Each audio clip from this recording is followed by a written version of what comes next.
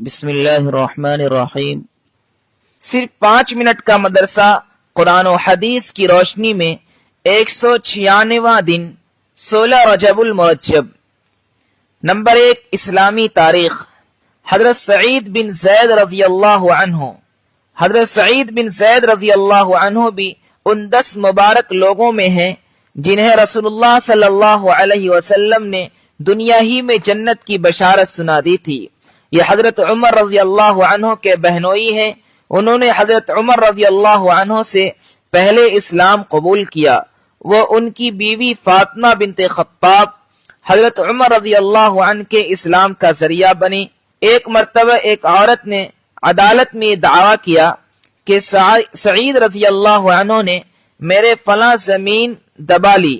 حضرت سعید رضی اللہ عنہ کو اس سے بڑی تکلیف ہوئی اور انہوں نے عدالت میں حاکم کے سامنے کہا، کیا میں اس عورت کی زمین دباؤں گا، جبکہ میں نے رسول اللہ صلی اللہ علیہ وسلم سے سنا ہے کہ جو شخص کسی کی ایک بالشت بھر زمین بھی ظلماً دبائے گا تو زمین کا وہ ٹکڑا 7 زمین تک توق بنا کر اس کے گلے میں ڈالا جائے گا۔ اس حدیث کو سننے کے بعد حاکم نے ان کو بری کر دیا، مگر انہوں نے دکھے ہوئے دل سے فرمایا، اے اللہ، تو جانتا ہے کہ وہ عورت جھوٹی ہے، تو اس کو اندھا کر دے اور اس کی زمین کو اس کی قبر بنا دے۔ اور ایسا ہی ہوا، وہ اندھی ہو گئی اور ایک دن وہ گڑھے میں گر پڑی اور وہ گڑھا اس کی قبر بن گیا۔ حضرت سعید بن زید رضی اللہ عنہ کا انتقال سن 50 ہجری میں یا اس کے کچھ بعد ہوا۔ اس وقت ان کی عمر 70 سال سے بھی زیادہ تھی۔ نمبر 2، حضور صلی اللہ علیہ وسلم کا معجزہ، ٹوٹے ہوئے پیر کا ٹھیک ہونا۔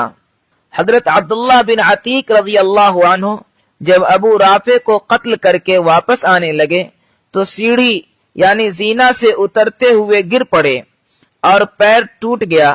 رسول اللہ صلی اللہ علیہ وسلم نے اس پر اپنا دست مبارک پھیرا تو فوراً ایسا اچھا ہو گیا گویا کبھی ٹوٹا ہی نہ تھا۔ نمبر 3، ایک فرض کے بارے میں، نماز میں قبلہ کی طرف رخ کرنا۔ قرآن میں اللہ تعالیٰ فرماتا ہے، تم نماز میں جہاں کہیں بھی ہو تو اپنے چہرے کو اسی بیت اللہ کی طرف کیا کرو۔ فائدہ، قبلہ کی طرف رخ کر کے نماز ادا کرنا فرض ہے۔ نمبر 4، ایک سنت کے بارے میں، کھانے کے بعد کی دعا۔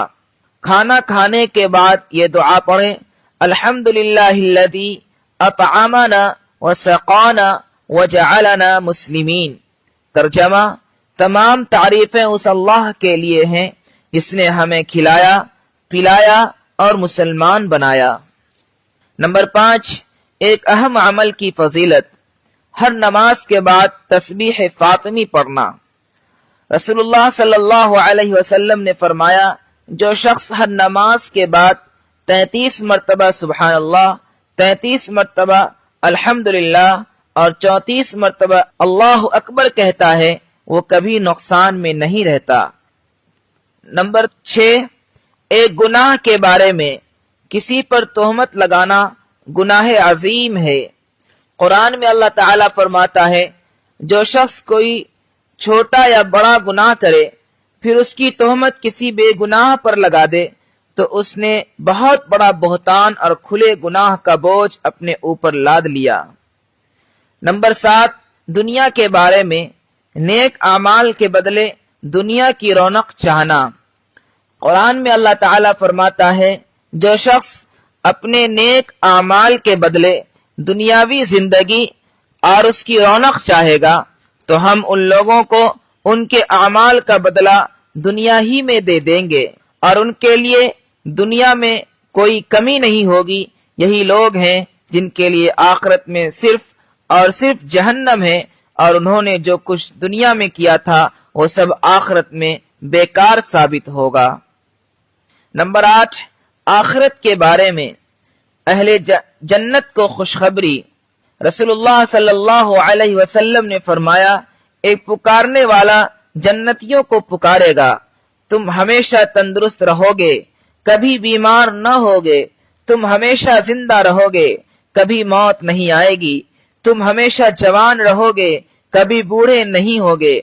तुम हमेशा खुशहाल रहोगे, कभी मुहताज न होगे। नंबर 9, तुब्बे नबवी से इलाज, मेथी से इलाज। रसूलुल्लाह सल्लल्लाहु अलैहि वसल्लम ने फरमाया, मेथी से शिफा हासिल करो। फायदा, मेथी का जो शानदार नज़ला जुकाम को दूर करता है, पुरानी खांसी, पेट के फोड़ों और फेफड़े की बीमारियों में बहुत नफा बख्श है, सीने में जमा हुए बलगम के लिए बेहद मुफीद है और कब्ज को दूर करता है। नंबर 10, नबी सल्लल्लाहु अलैहि वसल्लम की नसीहत। रसूलुल्लाह सल्लल्लाहु अलैहि वसल्लम ने फरमाया, तुम अपने मुसलमान भाई से झगड़ा मत करो और न उससे ऐसा मजाक करो जो झगड़े का सबब बने, और न उससे ऐसा वादा करो जिसको तुम पूरा न कर सको।